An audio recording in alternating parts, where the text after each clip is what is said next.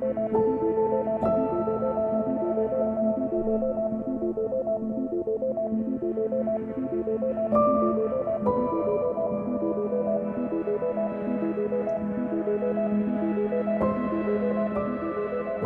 to the 42 Podcast, where a Christian and an atheist sit down to discuss the meanings of life, the universe, and everything else in between. Thank you for joining us. How you doing, Lindsey? I'm good, Rob. How are you? I'm doing well. So how's the Christmas season going? It's going excellently. We got our kids a Nintendo Switch for Christmas, and I don't know who's more excited to play it, my kids or my husband. Alright, so you're getting your kids a Nintendo Switch. Yes, we're so excited. It'll be fun. Can I give you a recommendation? This is what we did to my kids. Sure. Christmas morning, we wrapped up the Nintendo Switch box. Yep. Filled with light switches. With a little sticker that said Nintendo. Oh, man. What they didn't know was that I had already set it up. And at the time, our Christmas tree was right by the entertainment center. Mm-hmm. And so they're spending their morning ripping into all their gifts before they get to the big one. And the Nintendo Switch is just set up to the left of them. They haven't seen it yet. And then they get to the big one. They rip it open. They're excited. Oh my goodness, we got a Switch. And then they open the box and they're like, okay, Dad, where'd you put it? We know you're not pulling our leg on this one. Where is it? I was slightly disappointed in their reaction. I wanted more. Oh! But if you want a note on parenting and having a little bit of fun with your child's mind, there you go. So, Lindsey? Yeah. Getting into our topic today, doubt. Mm. Doubt has brought us to do two different areas of life. And I'm wondering kind of what we each do with doubt when we encounter it and how we navigate what we may be struggling or doubting or wrestling with. Mm-hmm. I'll speak from my perspective.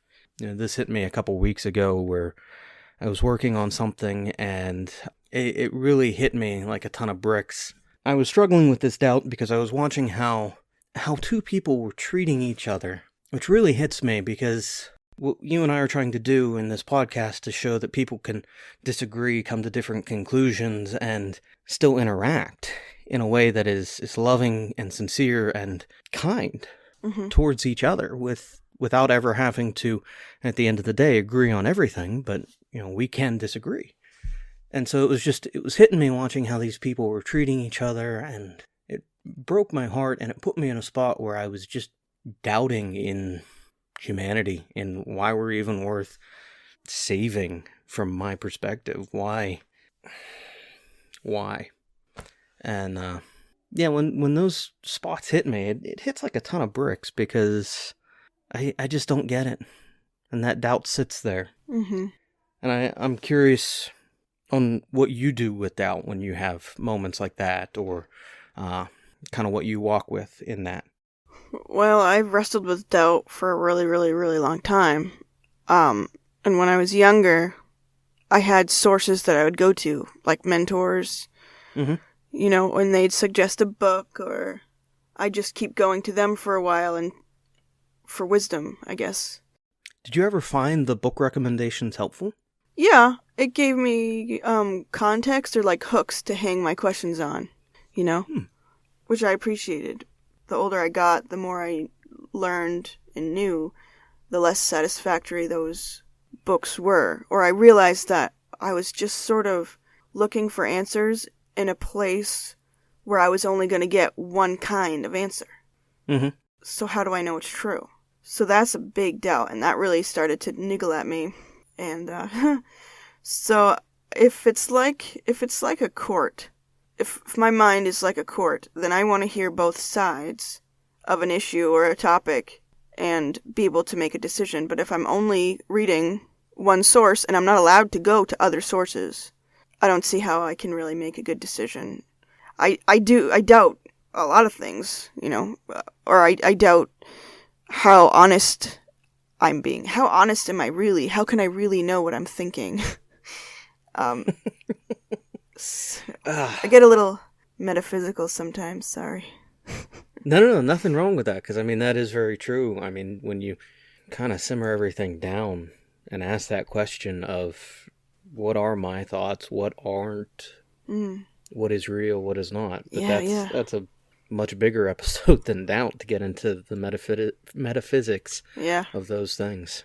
Yep. But you said something that I kind of want to latch on to. I never thought of it playing out like this in my head, and it's not how I play it out, but it's an interesting conclusion.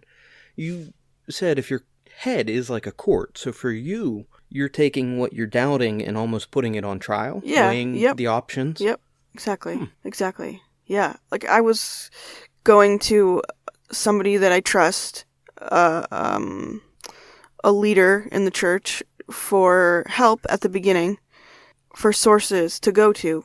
You know, I told him I was reading Dawkins, and he didn't really like Dawkins, and he gave me Christian sources to go to, and I read them, and I disagreed with them, and I decided to keep going with Dawkins, and I asked him, because I was finding more information, and it was really compelling evidence, and I said, well, if you would just read this book, we could have a really interesting conversation, and he wouldn't even read them. He wouldn't even give it a read, which was disappointing, because then now I have no one to talk to about it. Which Dawkins book is it is this the one that you keep recommending to me No. that I haven't read yet? Nope, I read the first one I read was The God Delusion, and that's sort of what kick-started everything for me. The God Delusion is very readable, and it's for anybody, and it doesn't go into science too much. It's more philosophical and about society and culture. Yeah, I anticipate I'll be able to catch up on some reading once I get into January, so I'll have to get the list from you again of things you wanted me to read then. Yeah. For you, it's weighing out and coming to a conclusion on what is right within what you're doubting, and then going with that conclusion. Is that correct? I think so, if I'm understanding you correctly. Yeah. Yeah, so for me, it's interesting because I don't exactly weigh out and come to a conclusion on everything I doubt, because where I've kind of come into things is this moving past my OCD and needing things to be perfect into the state of embracing the imperfect, is what I'll call it. And even embracing, when I have these doubts, embracing that broken state and looking at it more of a, well, this is a pothole. There may be a fix for it, but I may not be the one to fix it. I just have to maybe sit with it for a while and move on. Yeah. That's the joy of life, I guess, as we walk through it. Now, here's a really fun one. Mm-hmm. Have you ever had an instance, this is a simple doubt, where you're driving, doing something that you have done 1,000,000 times in the house, or working on something, and you get like this gap, and you go, did I do that? And you try to walk yourself through, and you doubt what you did, but you know you did it? Yeah. Yep. Does that make sense? Yeah, like, did I put my keys away? I can't remember. Like that? Did I turn the tea kettle off again? Yeah, things like that. Yeah. What do you do with that? Well, in my perspective, I think it's something that you do all the time.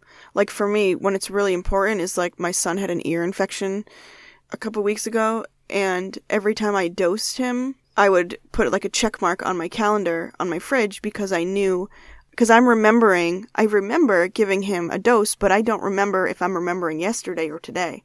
And so I didn't want to dose him again, so I would check it to make sure that I only dosed him once, because I did it once, and I remember it very clearly, so I don't know which one. I have to do something so I will verify what I did. All right, so my kids think I've lost my marbles, but I do this practice where if I'm doing something that I know I will forget, or I'm trying to keep an order of operations in my head, and then I'll doubt if I did it correctly, I will do something ridiculous or stupid or goofy. Like, I'll touch my nose and then grab my ear, or make a face at a kid. Yeah, I get you. Because then it puts this little tick in my own head of, okay, yeah. It's like bookmarking the page. Yeah, and like, I'll turn the stove off when I make tea in the mornings, and my daughter watches me, and I'll turn the stove off, and I'll touch my nose and grab my ear. She's like, why do you do that? Because Daddy's crazy. That is funny. That's a good one. It works, because then I'm like, yeah, I did something stupid. There it is. Yep. Because I turned the stove off. Okay. Huh. Which has worked great because, especially on Sunday morning. Sunday is the morning when I make tea and drink tea because I'm at church, and I don't know why I have that association of church and tea and coffee after church. That's a weird OCD in my head. I don't get it, but it's what I do. So we'll be running around trying to get everybody ready and out the door to church, and there I am in the kitchen bouncing around on one foot. But the middle of the service, when I don't do that, I'm sitting there and I'm going, oh God, my house is burning down. I forgot to turn the tea kettle off. No, wait, did I? So, what do you do with doubts that aren't just things you can argue and weigh out in your head, but like the deeper existential doubts? You gotta sit with those. You gotta sit with those. I like to go online, actually, on YouTube, and there's a couple channels that I follow, and sometimes they might speak to something kind of philosophical, or what do other people think about this question, and sometimes it helps me, so at least I know I'm not by myself, Like, even though I don't really believe there's a heaven anymore, it still makes me scared to think about dying, or, sometimes I'm still kind of afraid of going to hell, even though I don't believe there is a hell, All right, speaking as a Christian, and there is the belief in heaven, and what it will be to pass from this life into the eternal one, okay? And I have this belief, I hold this belief, but, and this is that big existential doubt of death, walking into death, and that transition. We have our best guesses on death, but we don't have a full answer of what it is to transition from life to death. And there's this doubt and fear that is within me. And I look at that and I go, that's the imperfections in my faith, and I can understand and respect that. And my goal in walking to life is to continue to work on those imperfections. But there's still just that lingering... Yeah, like a cold feeling. That doesn't, like a cold sweat that won't really go away. Yeah, I wouldn't describe it as a cold sweat, but just as a, that's gonna be... Yep, I understand. No, I'm also of the mindset where, I don't want to die in my sleep and just go. I actually want to be able to process and go, oh, okay, I'm about to die. Okay. That's life. And I guess that's more my question with the existential of... Yeah. What do you do with that? I mean, my answer is to look at the imperfections in faith and try to continue working on those, but what do you do? Well, it does frighten me to think of dying, especially because I think that when you die, there's nothing. And I don't understand nothing. I don't understand eternity either, but I don't understand nothing. So that's a little scary to think about. If it's of any help, Lindsay, the idea of eternity... Terrifies you? It terrifies me. It should. I love it, but, I have questions like, okay, so if eternity is something that exists, can I take like a 1,000,000-year nap? I'm a parent. I could use a 1,000,000-year nap. Yeah, maybe what it means is there is no time.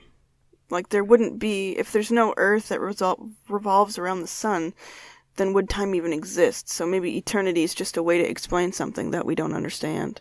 And now I will say this. I do believe eternity is written into our hearts, that our eyes are set towards it.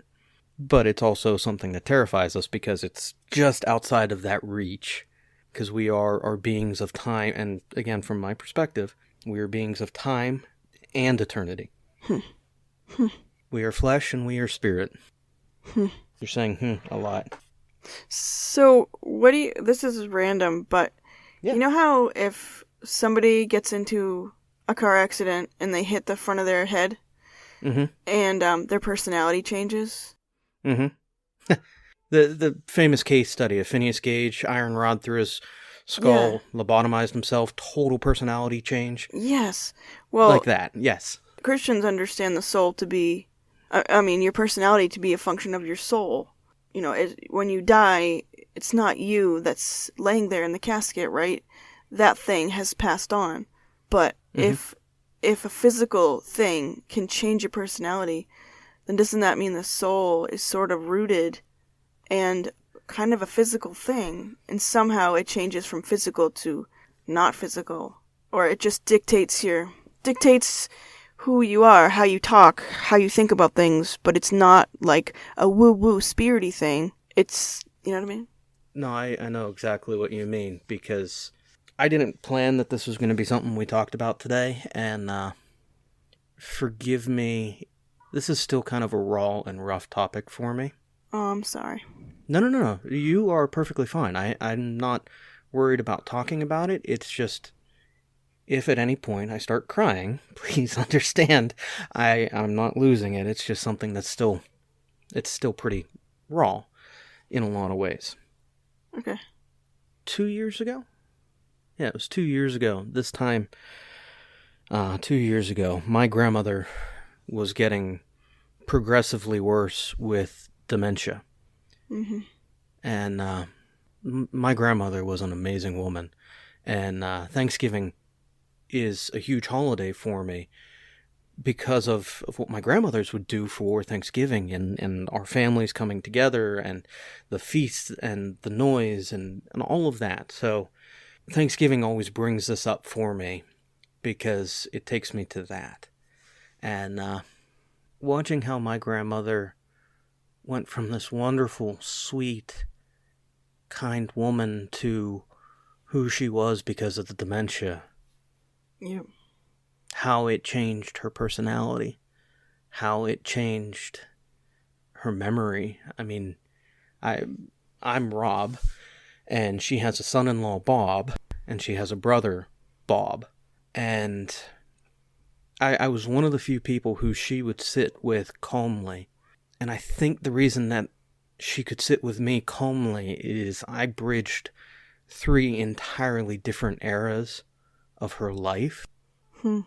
Of, in one moment she could associate me with her brother Bob, and what it was for her to be a little girl. In one moment she could associate me with my father, and my father marrying her daughter, and that moments of motherhood.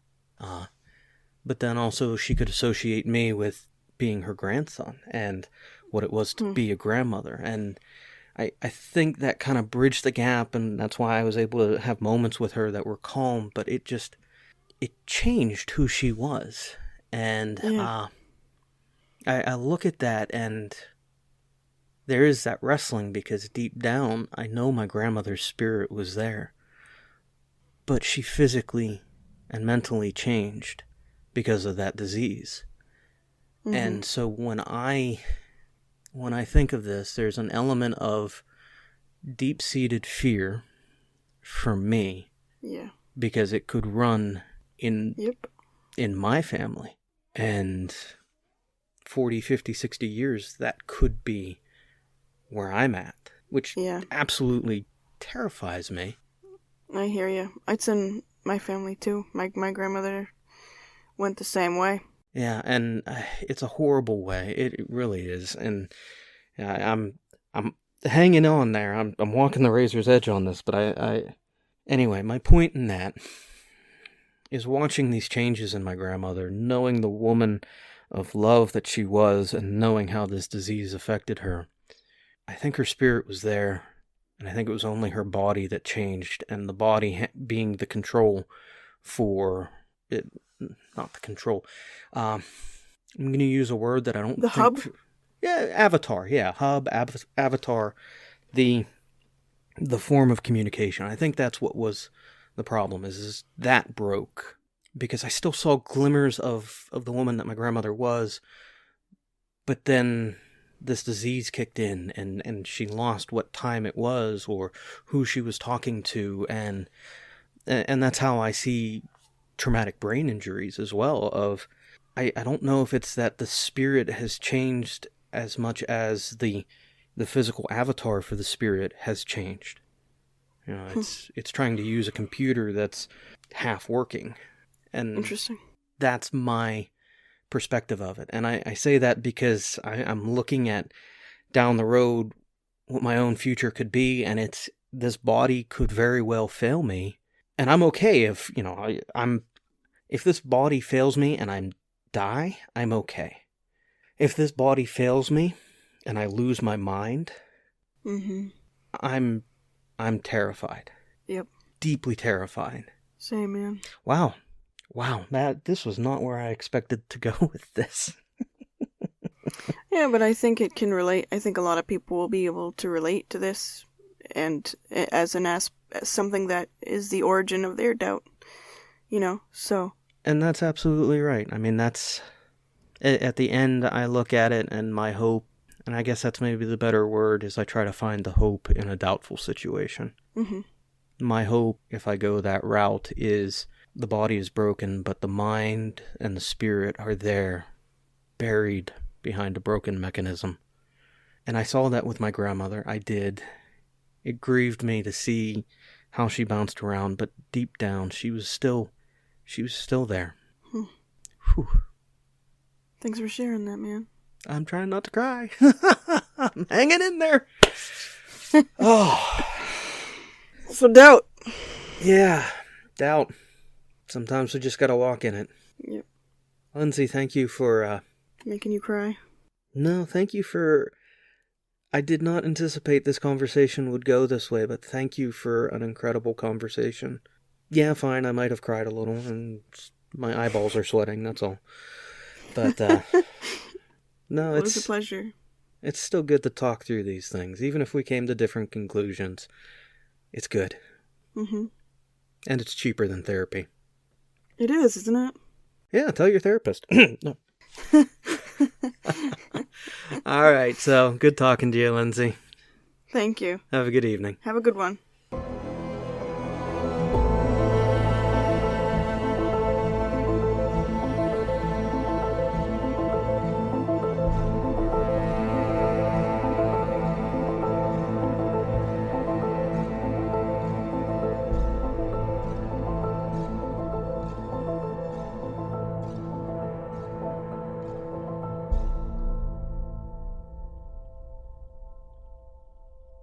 All right, Lindsey. So, I ran to the edge of breaking down and crying and, really kind of messing up my manliness.